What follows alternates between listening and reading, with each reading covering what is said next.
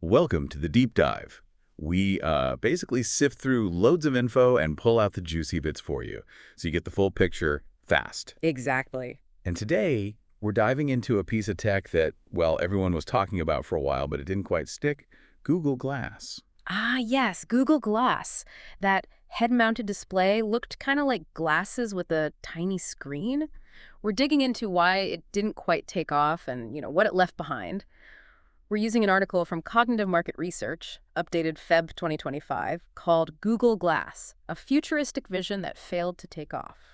Should be interesting. Okay, Google Glass. Yeah. So picture this. Yeah. Glasses, right? But with this little see-through screen floating just above your eye. Yeah, not sci-fi. This was real. Totally. The article says you could control it with your voice, take pictures, record video, get directions, messages, search the web, all hands-free. Pretty wild idea, wasn't it? Absolutely. And it came out of Google X, their sort of moonshot lab. That tells you something about the ambition right there. Oh, yeah. The marketing pushed it hard as like the future, super innovative. Futuristic is one word for it. I remember the Explorer program the article mentions. Early tech fans could grab a pair for, what, $1,500? Yep, USD 1,500. Wow. So yeah, definitely not for your average Joe initially, but the article hints there were some significant hurdles beyond just the price. Let's get into it. What really stopped Google Glass in its tracks? Right. Well, the article points to a few big things. Let's maybe start with the basics. The tech itself, the hardware. They had some problems. Okay, tech troubles. Like what? Lay it on us. Well, first off, battery life. It was, let's just say, notoriously poor. Yeah, okay. How poor? Like maybe a few hours with regular use. Imagine this thing on your face, meant to be seamless, but it just dies on you. It kind of breaks the whole promise, right? Yeah, that's a deal breaker for sure.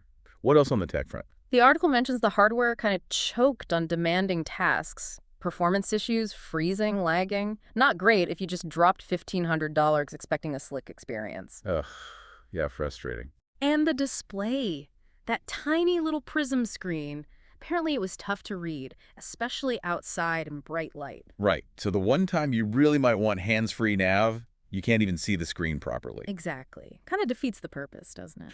It does. And it wasn't just the hardware, was it? Software played a part too. Yeah, totally. Getting developers to make apps for it. That was tough. The article says app development was pretty underwhelming. Why is that? Well, developers were looking at this thing thinking, is anyone actually going to buy this?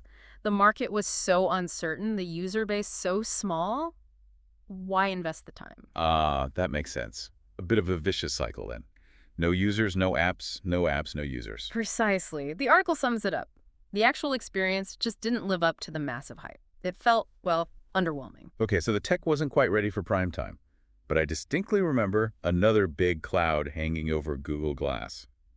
Privacy. Oh, absolutely. That was maybe the biggest killer, the privacy stuff. Yeah, the fact that it could record video or take pictures so discreetly. Big red light. I mean, it's like that freaked a lot of people out. Suddenly, anyone wearing these could be recording you and you wouldn't even know. The article calls it a privacy backlash. Sounds intense. It really was. People were genuinely scared about constant surveillance, privacy invasion. It got banned in places, movie theaters, bars, gyms. Wow. Think about it. You're just out having a coffee and the person next to you might be recording your conversation. It's unsettling. Yeah, definitely not cool. And then there was that term, glass hall. Ouch. Right. That name really stuck. It just captured that public mistrust, that social rejection. No. Wearing glass suddenly became, well, a statement, and not always a good one. So bad tech and social suicide. Rough combo. A very rough combo. Okay, beyond the tech flaws and the privacy nightmare, did Google even know who this was for? The article mentions unclear market positioning. Yeah, that's another huge piece of the puzzle. They really seem to struggle to define who the ideal customer was. Because like we said, $1,500 is way too much for most people, right? Exactly. And for businesses, the article points out it wasn't quite polished or practical enough back then. Enterprises need reliable tools that solve specific problems, Offer clear ROI. Early Glass didn't quite deliver that. So too pricey for us regular folks. Not quite useful enough for businesses yet. That Explorer program. Generated buzz, sure, but the article says it might have actually turned people off. Yeah, it suggests it alienated people who couldn't afford it or just couldn't see how they'd use it day to day. It built this exclusive vibe without showing a clear benefit for everyone else. Right. Lots of hype, but not much substance for the average person or business. Pretty much sums it up. And then just wearing it. We talked about the glass hole thing, but just the look of it. Yeah, the design itself, that visible camera, the little screen, Right. it wasn't subtle. The article mentions users feeling self-conscious, getting stares, even ridicule. Yikes. It basically screamed, I have a camera on my face, whether you were recording or not, made people hesitant to wear it out and about. Which loops back to those social norms, the etiquette concerns, people worried about being recorded without consent. That's the heart of it. It felt intrusive, violated that unspoken agreement we have about privacy in public spaces, Yeah. and it taught a big lesson for wearables. They need to blend in better, not cause social friction.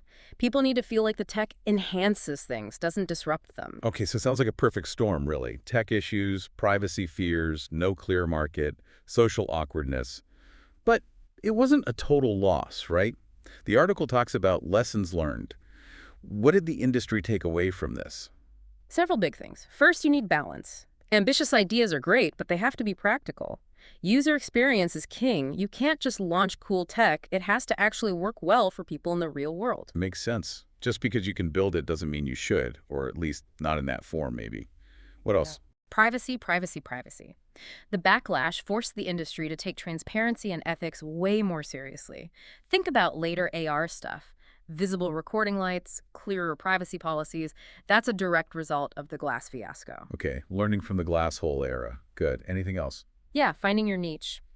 The unclear positioning of the first glass really highlighted how important it is to know who your product is for. Trying to be everything to everyone often means you're not quite right for anyone. Right. Which leads nicely into the fact that Google Glass didn't entirely disappear. It had an influence, didn't it, on AR and wearables? Oh, definitely. Despite the consumer flop, it really kickstarted a lot of interest and investment in augmented reality, wearables, voice control. It paved the way. The article mentions Microsoft Holland's Magic Leap. They built on Glass's foundations. Exactly. They took that core idea, overlaying digital info onto the real world, and ran with it, developing more advanced stuff for education, healthcare, industry, addressing those early tech limitations. And Google itself pivoted with the Google Glass Enterprise Edition, right? How did that go? Much better, actually. By focusing on specific business uses like manufacturing, where workers need hands-free instructions, or healthcare.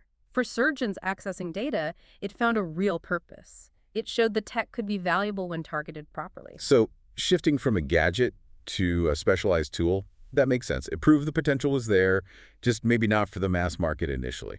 Precisely. The approach was wrong, not necessarily the core tech itself. Which makes you wonder, could the original Glass have been saved if they'd done things differently? What does the article suggest? Well, obviously fixing the basics.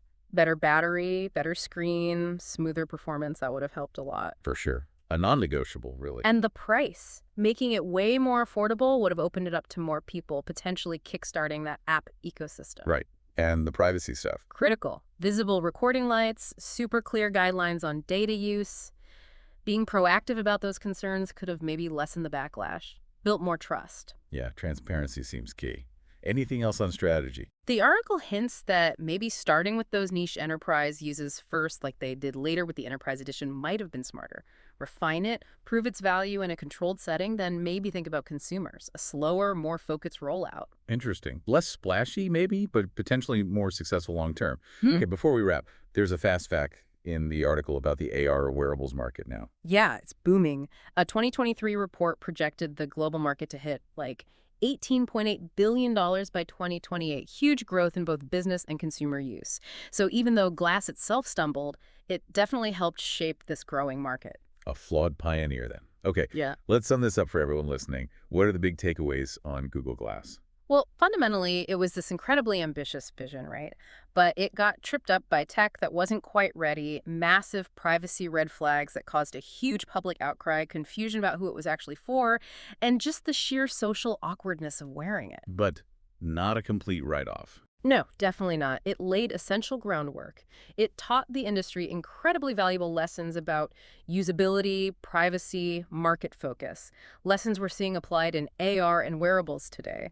It showed the potential, but also the pitfalls. So, as we see all this new immersive tech emerging, it's worth remembering Glass, Are those lessons being applied, ignored? Yeah. What new challenges are popping up now? What are you seeing out there, listener? Yeah, it's a good reminder. Innovation isn't just about the tech. It's about making something useful, ethical, and something that actually fits into our lives without causing chaos. Looking back at glass really helps understand where we might be going next.